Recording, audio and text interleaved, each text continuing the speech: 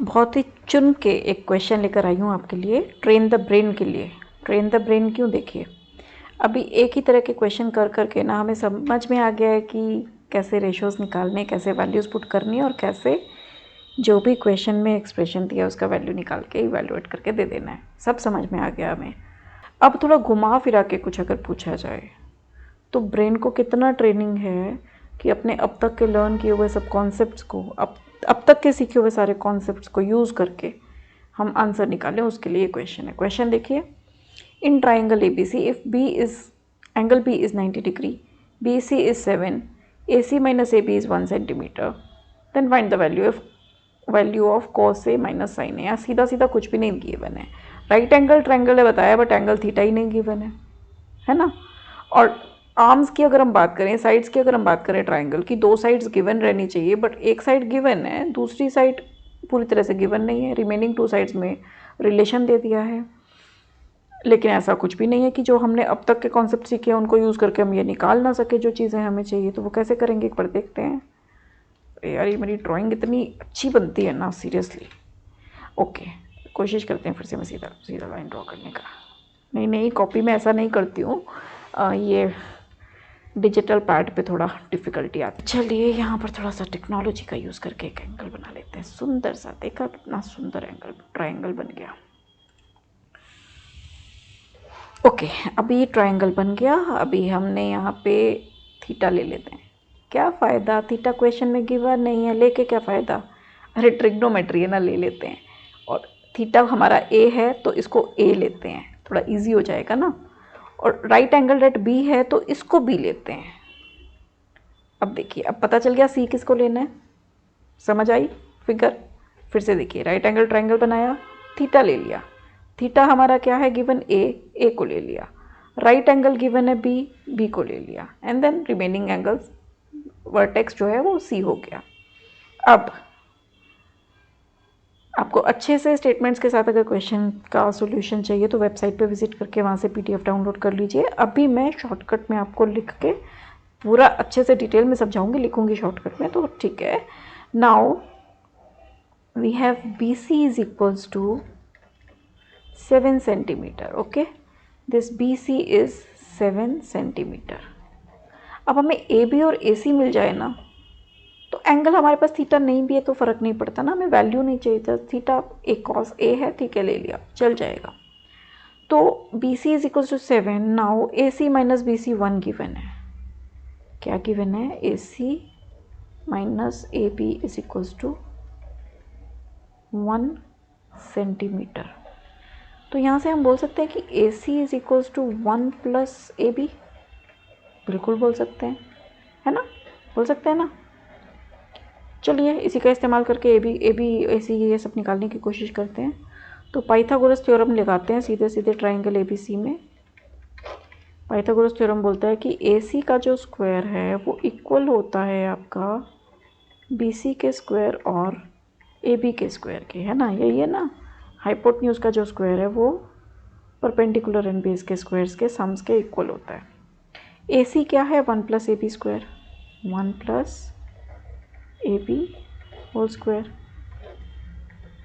B C square क्या है, B C तो 7 है, प्लस ये A B square as it is लिख लेते हैं।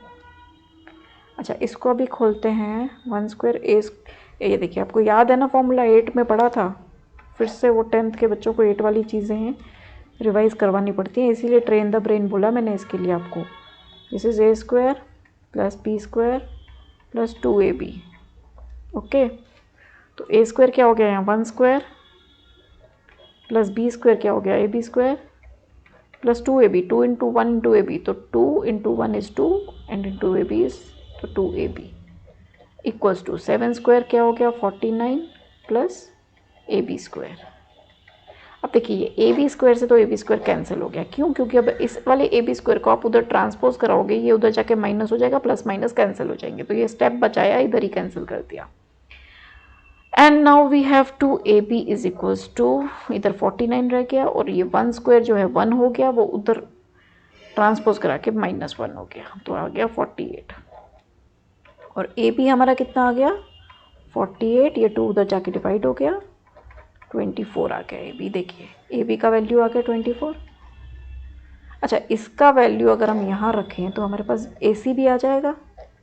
ए सी क्या है 1 + ए बी तो 24 है, तो ए सी क्या हो गया 25 हो गया ना, इजी। तो ये क्या है 25। अब देखिए आपके पास तीनों साइड्स आ गई, 24 आ गया, 7 आ गया एंड 25 आ गया। अब क्या करना है? कुछ भी नहीं, पंडित बद्री प्रसाद से जाके थोड़ा सा हेल्प लेना है और बाकी का क्वेश्चन सॉल्व करना है। तो पहले थोड़ा सा जगह बना लेते हैं बोर्ड पे, फिर पंडित बद्री प्रसाद जी के पास जाएंगे और उनको बोलेंगे रेशोज़ निकलवा दीजिए और सॉल्व करा दीजिए। Okay, so now we have B C is equals to 7, A B is equals to 24 and A C is equals to 25। ठीक है, ये हमारे पास आ गया। अब हमें चाहिए क्या क्या? कॉस एंड साइन निकालना है, कॉस एंड साइन चाहिए। तो cos A is equals to, अब cos A is equals to, ये हमारा थीटा है, ए है, इसकी ऑपोजिट साइड हमारी परपेंडिकुलर है। ठीक है, और ये थीटा के एडजेसेंट साइड हमारी बेस है, ये ध्यान रखना है। और पंडित जी को तो लिखना ही भूल गए, पंडित बद्री प्रसाद हर हर बोल। अब साइन एंड कॉस चाहिए ना, सारा नहीं लिख रही, साइन एंड कॉस ही लिख रही हूँ।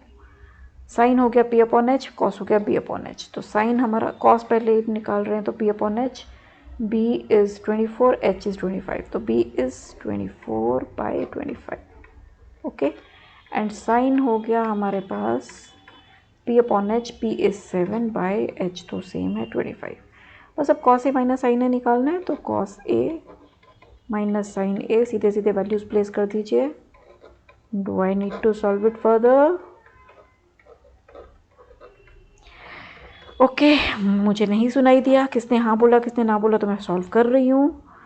27 - 7 इज 17/25 इज द आंसर। टेढ़ा दिखने वाला क्वेश्चन कितना इजीली सॉल्व हो गया, देखिए 17/25 is the answer.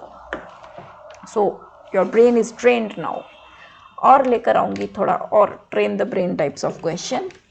Till then एक लाइक, एक शेयर तो बनता है, सब्सक्राइब नहीं किया वो तो पहले बनता है, बेल आइकन